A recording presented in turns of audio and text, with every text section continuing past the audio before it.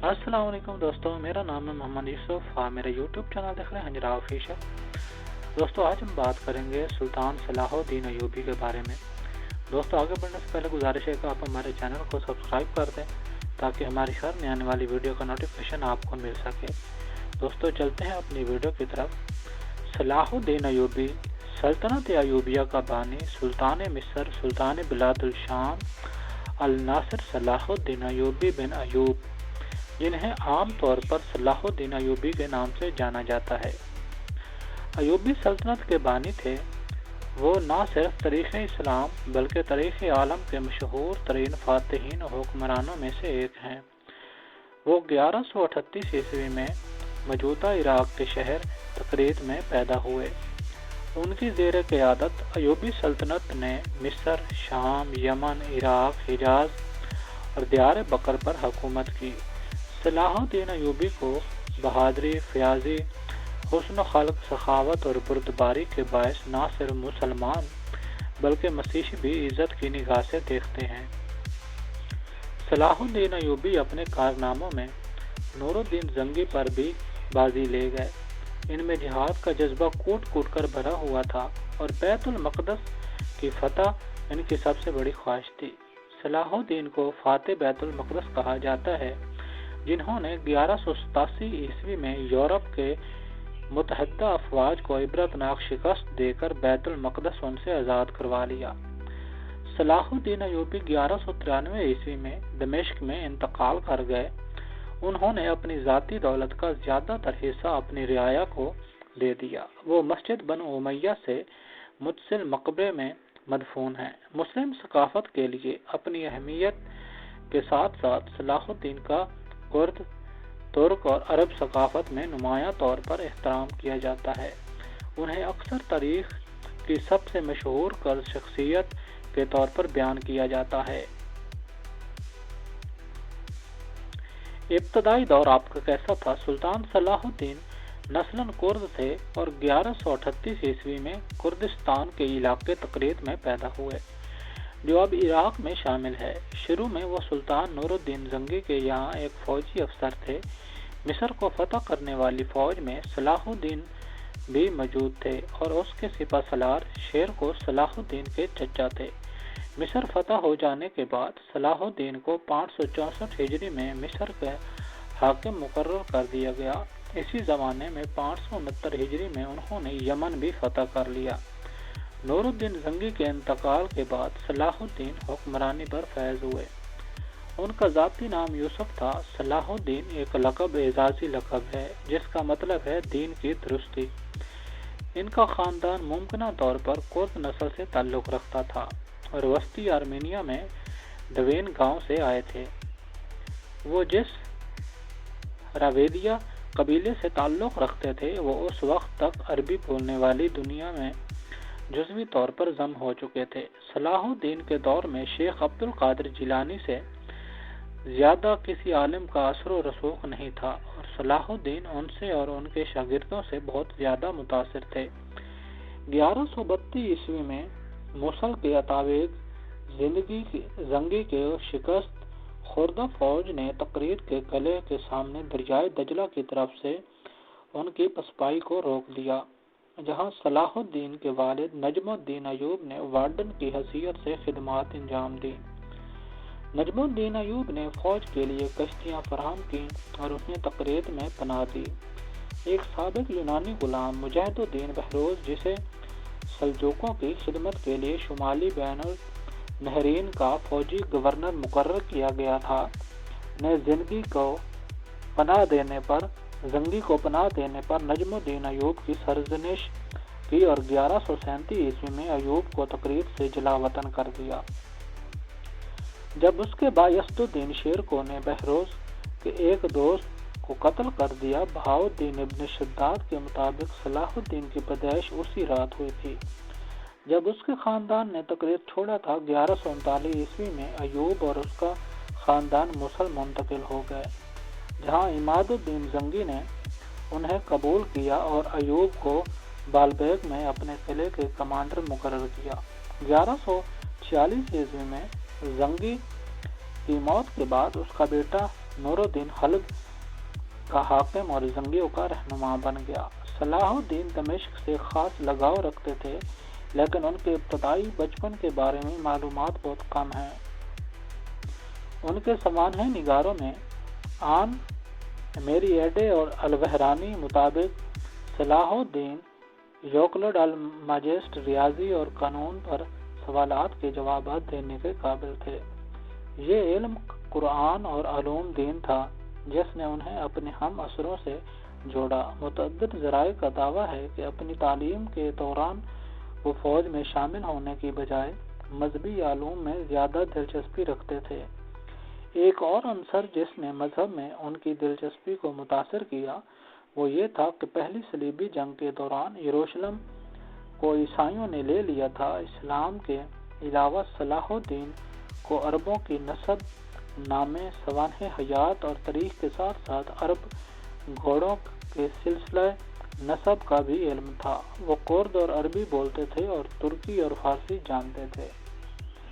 آپ کی شخصیت بہاؤالدین بن شداد صلاح الدین کے معاصر سوانح نگاروں میں سے ایک کے مطابق صلاح الدین ایک متقی مسلمان تھے۔ وہ قرآن کی تلاوت سننا پسند کرتے تھے، وقت پر نماز پڑھتا تھے اور فلسفیوں، مشرکوں، مادہ پرستوں اور شریعت کے تمام مخالفین سے نفرت کرتے تھے۔ سب سے بڑھ کر وہ جہاد کے پیروکار تھے۔ مقدس کلام، قرآن، حدیث وغیرہ جہاد کی طرف اشارہ کرنے والے اقتباسات سے بھرے ہوئے ہیں۔ صلاح الدین کسی بھی دوسری چیز کے مقابلے میں اس میں زیادہ محنتی اور پرجوش تھا۔ جہاد اور اس میں شامل مصائب اس کے دل اور اس کے ہر عضو پر باری تھے۔ وہ کسی اور چیز کی بات نہیں کرتے تھے، صرف لڑائی کے لیے ساز و سامان کے بارے میں سوچتے تھے۔ صرف ان لوگوں میں دلچسپی رکھتے تھے جنہوں نے ہتھیار اٹھائے تھے۔ کسی اور چیز کے بارے میں بات کرنے والے یا کسی اور سرگرمی کی حوصلہ افزائی کرنے والوں سے بہت کم ہمدردی رکھتے تھے۔ صلاح الدین فلسفیوں سے نفرت کرتے تھے، وہ لوگ جو خدا کی صفات کا انکار کرتے تھے، مادہ پرستوں اور ان لوگوں سے جو سختی سے شریعت مقدس کا انکار کرتے تھے۔ 1174 عیسوی میں سلطان نے اسکندریہ میں ایک مشرک قدد القفاز کو گرفتار کر لیا جو بظاہر ایک پرجوش صوفی تھا۔ صلاح الدین مصر اور شام نیز سنی مدرسوں میں خانقاہوں، صوفی مدرسے کے سرپرست کی حیثیت سے صوفی ازم کے حامی تھے، لیکن انہوں نے اپنے بیٹے کو صوفی فلسفی یحییٰ السہروردی کو پھانسی دینے کا حکم دیا، جو عربی اور فارسی فلسفے میں نام نہاد روشنی کے مطابق روشنی کے بانی تھے، جو 1191 عیسوی میں حلب میں مارے گئے تھے۔ صلاح الدین کے سوانح نگار ابن شداد، جنہوں نے سلطان کو مستقل طور پر ایمان کے مثالی محافظ کے طور پر پیش کیا، نے اس واقعہ کو خیرات، نماز، روزہ اور حج میں صلاح الدین کا تقوی پر ایک بات میں شامل کیا۔ سہروردی نے روشنی کا فلسفہ پڑھایا اور کہا گیا کہ اس نے شریعت مقدسہ کا انکار کیا اور اسے باطل قرار دیا۔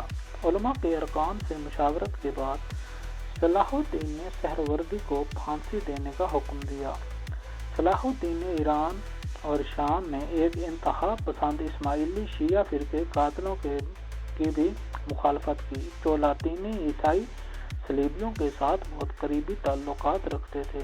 صلاح الدین نے ایشیائی صوفیوں کو مصر میں خوش آمدید کہا اور انہوں نے اور ان کے پیروکاروں نے بہت سے خانقاہوں اور زاویوں کی بنیاد رکھی اور ان سے نوازا، جن میں سے المقریزی نے ایک لمبی فہرست دی، لیکن ابھی تک یہ واضح نہیں ہے کہ صلاح الدین کی خانقاہ میں دلچسپی دراصل کیا تھی اور وہ خاص طور پر مصر سے باہر کے صوفیوں کو کیوں چاہتے تھے۔ ان سوالوں کا جواب ان صوفیوں کی اقسام میں پوشیدہ ہیں جنہیں وہ راغب کرنا چاہتے تھے۔ صوفیوں کے مصر سے باہر آنے کا مطالبہ کرنے کے علاوہ بقیہ نے واضح کیا کہ وہ ایک خاص قسم کے ہیں۔ خانقاہ کے باشندے دینی علم اور پرہیز کی تاریخ کے لیے جانے جاتے تھے اور ان کی ملاقات طلب کی جاتی تھی۔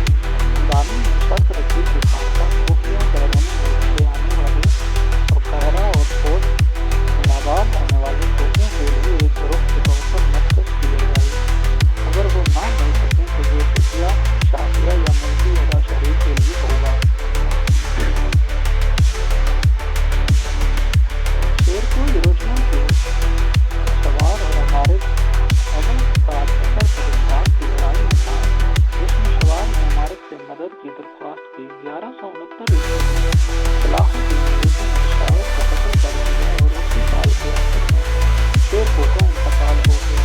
ان کی موت کے بعد العدید کے وزیر کے کردار کے لیے مناسب امیدواروں پر غور کیا گیا، جن میں سے زیادہ تر اصلی خود تھے۔ ان کی لمبی یکجہتی نے اپنی سیاسی زندگی میں ایوبی خاندان کے اقدامات کو شکل دی۔ صلاح الدین اور ان کے قریبی ساتھی خودی کی رسوم سے محتاج تھے۔ ایک موقع پر صلاح الدین کے چھوٹے لڑکیوں عیسیٰ الحقاری نے وزیر کو عہدے کے امیدوار اور امیر قطب الدین ادبانی پر زور دیا کہ وہ یہ تحریر دے کر مستعفی ہو جائیں اور آپ اور صلاح الدین دونوں کرد ہیں اور آپ اقتدار کو ترکوں کے ہاتھوں میں منتقل نہیں ہونے دیں گے۔ نور الدین نے شیرکوٹ کو جانشین کا انتخاب کیا، لیکن العدید نے صلاح الدین کو شوار کی جگہ وزیر مقرر کیا۔ ابن اسیر کا دعویٰ ہے کہ خلیفہ نے ان کا انتخاب اس وقت کیا جب ان کے مشیروں نے انہیں بتایا کہ صلاح الدین سے کوئی کمزور یا چھوٹا نہیں ہے، اور امیروں میں سے کسی نے بھی اس کی اطاعت نہیں کی اور نہ ہی اس کی خدمت کی۔ تاہم کچھ سودے بازی کے بعد آخرکار امیروں کی اکثریت نے اسے قبول کر لیا۔ العدید کے مشیروں پر یہ بھی شبہ تھا کہ وہ شام میں مقیم زنگیوں کو تقسیم کرنے کی کوشش میں صلاح الدین کو فروغ دے رہے تھے۔ البحرانی نے لکھا ہے کہ صلاح الدین کو ان کے خاندان کی سخاوت اور فوجی مہارت میں شہرت کی وجہ سے منتخب کیا گیا تھا۔ عماد الدین نے لکھا ہے کہ شیرکوٹ کو مختصر سوگ کی مدت کے بعد، جس کے دوران آراء میں اختلاف تھا، زنگی امیروں نے صلاح الدین کا فیصلہ کیا اور خلیفہ کو اسے وزیر کے طور پر سرمایہ کاری کرنے پر مجبور کیا۔ اگرچہ حریف مسلم رہنماؤں کی طرف سے پوزیشنیں پیچیدہ تھیں، لیکن شامی کمانڈروں کی اکثریت نے صلاح الدین ایوبی کی مصری مہم سے اس کے کردار کی وجہ سے حمایت کی۔ اس وقت کے عربی مصادر کے مطابق صلاح الدین نے 26 مارچ کو وزیر کے طور پر حلف اٹھایا، شراب پینے سے توبہ کی اور مذہب کا لباس اختیار کرنے کے لیے دھوکہ دہی سے منہ موڑ لیا۔ انہیں اب بھی العدید اور نور الدین کے مابین حتمی وفاداری کے مسئلے کا سامنا کرنا پڑا۔ سال کے آخر میں مصری فوجیوں اور امیروں کے ایک گروپ نے صلاح الدین کو قتل کرنے کی کوشش کی، لیکن اس کے انٹیلیجنس چیف علی ابن سفیان کی بدولت ان کے ارادوں کے بارے میں پہلے ہی معلوم ہونے کے بعد اس نے فاطمی محل کے اہم سازشی ناجی مطمئن الخلیفہ کو گرفتار کر کے ہلاک کر دیا۔ اس کے اگلے دن صلاح الدین کی حکمرانی کی مخالفت کرنے والی فاطمی فوج کی رجمنٹوں کے 3450 سیافار افریقی فوجیوں نے مصری امیروں اور عام لوگوں کے ساتھ مل کر بغاوت کی۔ اگست تک صلاح الدین نے فیصلہ کن طور پر بغاوت کو کچل دیا تھا اور پھر کبھی قاہرہ سے فوجی چیلنج کا سامنا نہیں کرنا پڑا۔ دوستو، 1169 عیسوی کے آخر میں صلاح الدین نے نور الدین کی کمک کے ساتھ ڈمیٹا کے قریب ایک بڑی صلیبی بازنطینی فوج کو شکست دی۔ اس کے بعد 1170 کو موسم بہار میں نور الدین نے صلاح الدین کی درخواست کی تعمیل میں صلاح الدین کے والد کو مصر بھیج دیا۔ نیز بغداد میں مقیم عباسی خلیفہ المستنجد کی حوصلہ افزائی کی، جس کا مقصد صلاح الدین پر اپنے حریف خلیفہ العاد کو معزول کرنے کے لیے دباؤ ڈالنا تھا۔ صلاح الدین خود مصر پر اپنی گرفت مضبوط کر رہے تھے اور وہاں اپنی حمایت کی بنیاد کو وسیع کر رہے تھے۔ انہوں نے اپنے خاندان کے افراد کو خطے میں اعلیٰ عہدوں پر فائز کرنا شروع کر دیا۔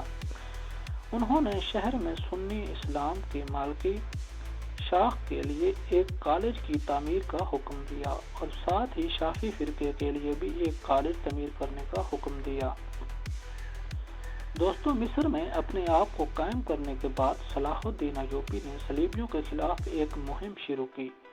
1170 میں دارم کا محاصرہ کیا۔ امارک نے دارم کے دفاع میں اس کی مدد کرنے کے لیے غزہ سے اپنی ٹیمپلر گریزن کو واپس بلا لیا، لیکن صلاح الدین ایوبی نے ان کی فوج سے گریز کیا اور 1187 میں غزہ پر قبضہ کر لیا۔ दोस्तों 1191 ईस्वी में सलाहुद्दीन ने गजा में उन किलों को तबाह कर दिया जो बादशाह बाल्डून सोम ने नाइट्स टेम्पलर के लिए तामीर किए थे। उसी साल के दौरान उसने इलात के सलीबी किले पर हमला किया और उस पर कब्जा कर लिया, जो खलीज अकबा के शहर से दूर एक जजीरे पर तामीर किया गया था। यह मुस्लिम बहरिया के गुजरने के लिए खतरा नहीं था, लेकिन मुस्लिम बहरी जहाज़ों की छोटी जमातों को परेशान कर सकता था और सलाहुद्दीन ने उसे अपने रास्ते से हटाने का फैसला किया। दोस्तों ये थी हमारी आज की वीडियो। अगर आपको हमारी वीडियो अच्छी लगी और वीडियो को लाइक कर दें, चैनल को सब्सक्राइब कर दें ताकि हमारी हर नई आने वाली वीडियो का नोटिफिकेशन आपको मिल सके। दोस्तों मिलते हैं सलाहुद्दीन अय्यूबी की एक और सीरीज़ के साथ। तब तक अपना बहुत सारा ख्याल रखिएगा। अल्लाह हाफ़िज़।